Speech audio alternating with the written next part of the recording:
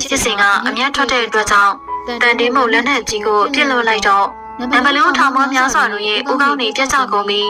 ဝေဒဝနမင်းကြီးရဲ့နှစ်တောင်တော်အရက်မှာတပံပြန်လို့ရက်တီကြတယ်ဆိုပြီးတော့အာလာဝကတို့ပြင်မှာဖွင့်ဆိုထားပါတယ်ဝေဒဝကကိုရနမင်းကြီးရဲ့ရှေ့တဲ့အကြောင်းဟာ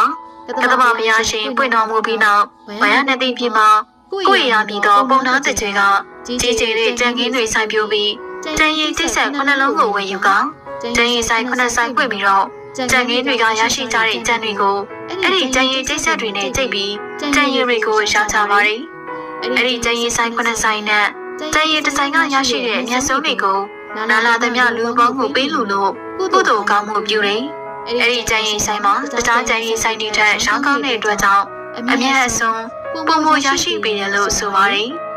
ဒါကြောင့်ကိုရပုံနာဟာတရားယုံကြည်စိတ်ပုံမထက်သန်လာပြီးတခြားကြံ